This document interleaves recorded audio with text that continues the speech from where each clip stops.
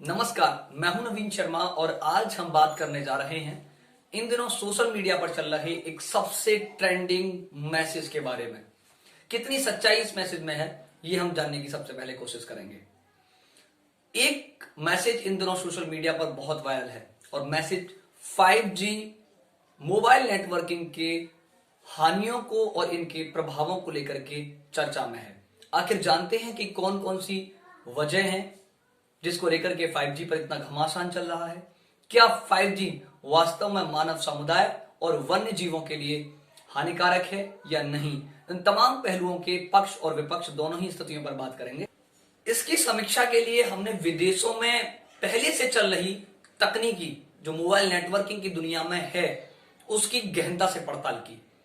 बात जापान की करें या बात अमेरिका की, बात चाइना की करें या रसिया की, पहले से ही उनके पास संसाधन इतने ज्यादा प्रचुर मात्रा में उपलब्ध थे कि उन्होंने संसाधनों के विज्ञान के एक क्षेत्र में उन्नति के साथ साथ हो रही हानियों के सामंजस्य को बिठाया और तकनीकी के प्रभाव से जो रोग आ रहे थे जैसे कैंसर, त्वचा संबंधी रोग, उनका निराकरण भी उनके साथ साथ उन्होंने किया। तो सीधे तौर पर ऐसा माना जाता है कि जिन तरंगों की भेदन क्षमता बहुत ज्यादा होती है, यानी जो हमारी गामा तरंगे हैं या हमारे सूर्य के प्रकाश से आने वाली परावैंगनी किरणें हैं जिनको हमारी ओजोन परत रोक रही है, वो हमारे मानव शरीर को प्रभावित करती हैं, जिनकी वजह से त्वचा संबंधी रोग, कैंसर जैसे गंभीर समस्याएं हमारी हो रही हैं। इसके दो पक्ष में आपको बताता हूं कि 5G क्यों नुकसानदायक नहीं है। जो कैंसर की समस्या दिन प्रतिदिन बढ़ती जा रही है उसका सबसे बड़ा कारण है वायुमंडल में ओजोन लेयर लगातार बढ़ रहे वायु प्रदूषण और ऑक्सीजन के घटते स्तर के कारण क्षय हो रही है, जिसकी वजह से सूर्य की परावैंगनी किरणें सीधे हमारी त्वचा को प्रभावित कर रही हैं। तो कैंसर का सबसे मुख्य कारण इसे माना जा सकता है। अभी मैसेज में आपको बताया गया कि बहुत सारे पशु पक्षी 5G स्पेक्ट्रम की वजह से मर रहे हैं, 5G तरंगों की वजह से मर रहे हैं। बिल्कुल ऐसा नहीं है। मैं आपको बताऊं वो कोई अन्य कारण हो सकता है, कहीं से इस मैसेज को तोड़ मरोड़ करके प्रस्तुत किया गया है। पशु पक्षी किसी अन्य कारण से किसी व्यक्तिगत क्षेत्र में मरे होंगे और एक मैसेज इसके साथ साथ और जोड़ा गया है कि बहुत तेज झटका आपको अपने शरीर में महसूस होगा, जस्ट लाइक अ करंट की तरह से आप एक झटका अपने शरीर में महसूस करते हैं। इसका कारण आपका 5G स्पेक्ट्रम और 5G तरंगों से जोड़ करके देखा जा रहा है, जिस बात को मैसेज के द्वारा बताया गया है। मैं आपको बताता चलूं, मैसेज में जो सारे तथ्य बताए गए हैं वो गलत है। अगर बात की जाए शरीर में महसूस होने वाले झटके की, तो अधिकांश समय हम अपने दफ्तरों में, अपने घरों पर बैठकर गुजारते हैं। हमारी दिनचर्या में बहुत बड़ा परिवर्तन देखने को मिला है, जिससे हमारा ब्लड सर्कुलेशन अर्थात रक्त का प्रवाह प्रभावित हुआ है।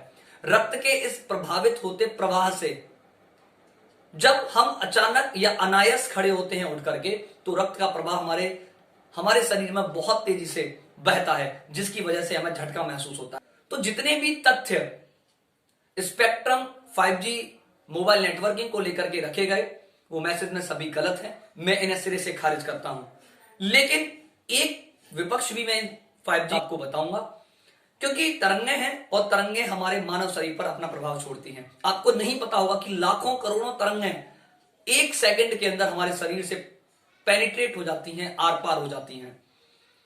और कार्डियोलॉजिस्ट डॉक्टर्स की माने तो वो कहते हैं कि रात के समय, जिस समय मोबाइल उपभोक्ताओं के उपयोग की सीमा कम हो जाती है, उस समय वेव्स यानी तरंगों की तीव्रता बहुत बढ़ जाती है, तरंगों के संचरण की दर बहुत तेजी से बढ़ जाती है। उस स्थिति में आपके जो मोबाइल का रिसीवर है उन तरंगों को आसानी से कैच कर लेता है, और जब हम अपनी चेस्ट वाली सतह के समीप उस मोबाइल को रखते हैं या हैंडसेट को रखते हैं, तो हमें आने वाले समय में हार्ट से जुड़ी हुई समस्याएं हो सकती हैं। तो कृपया इन तमाम तथ्यों को देखें और रात के समय अपने मोबाइल को अपने से दूर रखें। और जो भ्रांतियां 5G को लेकर के समाज में प्रचलित हैं, गलत विज्ञापनों और मैसेजों से प्रचलित हैं, उनसे बचें। 5G पूर्णतः सुरक्षित है और पहले से भी बहुत सारे राष्ट्र इसे प्रयोग में ला रहे हैं।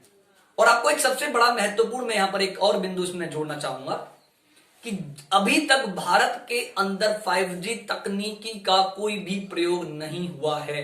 बहुत सारी मोबाइल नेटवर्किंग की कंपनियां इस समय लोन के तले दबी हुई हैं और वो अभी 5G के प्रयोग को करने से बच रही हैं। लेकिन तमाम भ्रामक प्रचार फैला करके भारत को तकनीकी की दुनिया में आगे बढ़ने से एक बहुत गहरी चाल के जरिए रोका जा रहा है।